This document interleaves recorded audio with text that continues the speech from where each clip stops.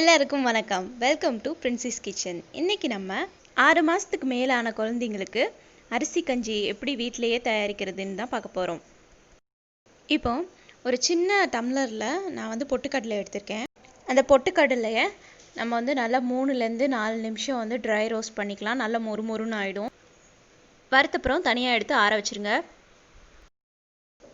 அப்புறமா அதே டம்ளரில் பொன்னி அரிசி இல்லைன்னா சாதத்துக்கு பயன்படுத்துகிற அரிசியை நம்ம எடுத்துட்டு அதே மாதிரி ட்ரை ரோஸ்ட் பண்ணணும். 8லேருந்து 10 நிமிஷம் வரைய நமக்கு ஆகும். நல்லா வறுபடணும். கலர் லைட்டாக மாறணும். அந்த அளவுக்கு வறுத்துக்கணும். பார்த்திங்கன்னா இப்போ லைட்டாக ப்ரௌனிஷாக ஆகிருக்கு. இன்னும் கொஞ்சம் கூட நம்ம வறுக்கணும்.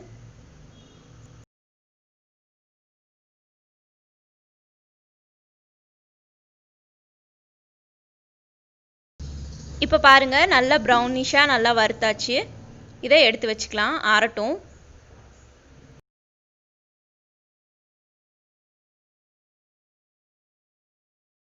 இப்போ நம்ம வறுத்து வச்சுருக்க பொரிக்கடலை ஆறுனதும் மிக்ஸி ஜாரில் மாற்றிட்டு நல்லா அரைச்சிடலாம்.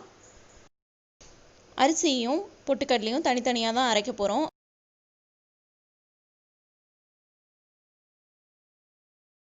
இப்போது பொட்டுக்கடலையை நல்லா மாவாக அரைச்சாச்சு.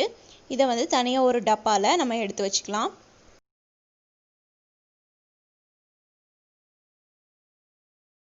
அடுத்ததாக நம்ம வறுத்து வச்சுருக்க அரிசியெல்லாம் சேர்த்துடலாம். நல்ல மாவாக அரைச்சிக்கலாம். இதையும்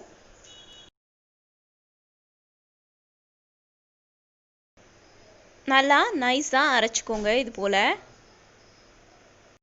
அரிசி மாவையும் தனியான ஒரு கண்ணாடி டப்பாலையோ இல்லை பிளாஸ்டிக் டப்பாலையோ தனியாக எடுத்து வச்சுக்கலாம். அடுத்து நம்ம கஞ்சி எப்படி ரெடி பண்ணுறதுன்னு பார்க்கலாம். ஒரு சின்ன பவுலில் 5 டேபிள் ஸ்பூன் அளவுக்கு தண்ணி எடுத்திருக்கேன். இதில் ஃபஸ்ட்டு 1 டேபிள் ஸ்பூன் அளவுக்கு அரிசி மாவை எடுத்து நல்லா சலிச்சு எடுத்துக்கணும். அப்புறமா 1 டேபிள் ஸ்பூன் அளவுக்கு பொரிக்கடலை மாவையும் சேர்த்து நல்லா சலிச்சு எடுத்துக்கணும். நம்ம அரைச்ச அரிசி மாவுலேயும் இல்லை பொரிக்கடலை மாவுலேயும் லைட்டாக குருணை இருக்க சான்சஸ் இருக்குது. அதனால் நம்ம சலிச்சு எடுத்துக்கணும்.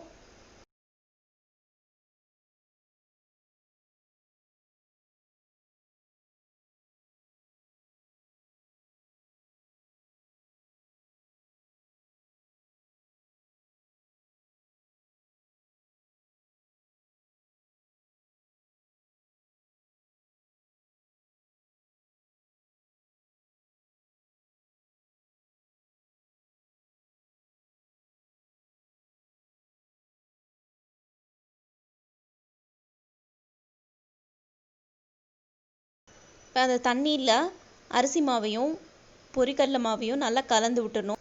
கட்டி சேராத மாதிரி நல்லா கலந்துக்கணும்.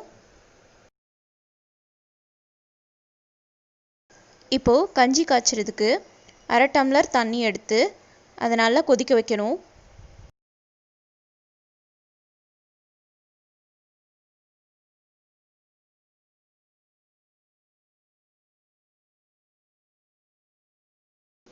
கொதிக்க வச்சுருக்க தண்ணியில் கொஞ்சமாக உப்பு சேர்த்துக்கலாம்.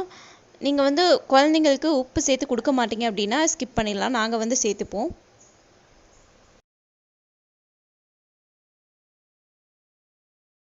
அது கூடவே கொஞ்சமாக சீரகத்தூள் போட்டால் நல்லா வாசனையாக இருக்கும். நமக்கே அது பிடிக்கும். அதனால கொஞ்சமாக சீரகத்தூள் சேர்த்துக்கலாம்.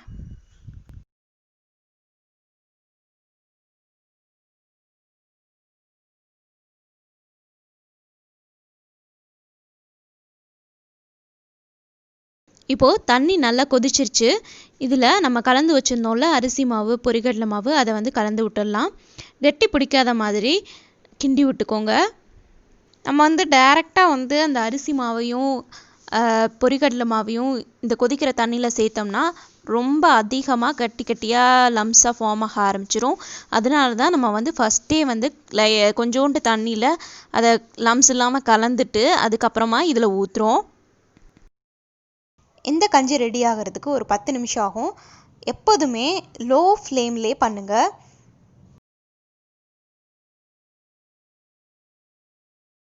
நம்ம மாவை சேர்த்தோன்னே இந்த தண்ணிலாம் இறுக்கமாக ஆரம்பிக்கும்.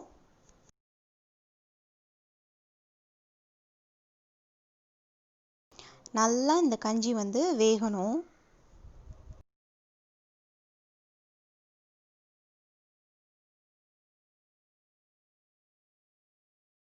பாருங்க 6 நிமிஷத்தில் இவ்வளோ தூரம் கெட்டியாக மாறி இருக்கு நம்ம அரிசி கஞ்சி. இதே மாதிரி மெதுவான தீயிலேயே நீங்கள் வந்து வேக வைங்க.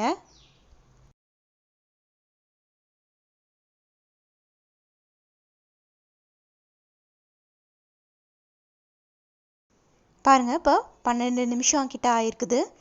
நல்லா கெட்டி ஆயிருக்கு. அவ்வளோதான். இதை நம்ம வந்து இறக்கி வச்சிடலாம். சூடு ஆறுனதும் லைட்டாக வெதுவெதுப்பான சூட்டில் குழந்தைங்களுக்கு நம்ம வந்து கொடுக்கலாம். 6 மாத குழந்தையிலேருந்து 10 மாத குழந்தைக்கு வரைக்கும் இதை கொடுக்கலாம். ரொம்பவே சத்தானது. பேபிக்கு ஏதாவது காம்ப்ளிகேஷன்ஸ் இருக்குது அப்படின்னா டாக்டர்கிட்ட கேட்டுட்டு அப்புறமா சாலிட் ஃபுட் ஸ்டார்ட் பண்ணுங்கள். இது நம்மளே வீட்டில் தயாரிக்கிறது, அதனால வேறு எந்த விதமான பிரச்சனையும் குழந்தைக்கு வராது. ஃபஸ்ட்டு கொடுக்கும்போது அவங்களுக்கு இந்த ஃபுட்டு வந்து சேருதா அலர்ஜி இல்லையான்னு பார்க்குறதுக்கு 4லேருந்து 5 ஸ்பூன் மட்டும் கொடுங்க. அப்புறமா குழந்தையோட தேவைக்கு ஏற்ற மாதிரி கிராஜுவலாக இன்க்ரீஸ் பண்ணுங்கள். கொஞ்சம் கொஞ்சமாக அதிகரித்து கொடுங்க. இந்த வீடியோ உங்களுக்கு பயனுள்ளதாக இருந்தால் சப்ஸ்கிரைப் பண்ணுங்கள், ஷேர் பண்ணுங்கள், கமெண்ட் பண்ணுங்கள். தேங்க்ஸ் ஃபார் வாட்சிங் த வீடியோ.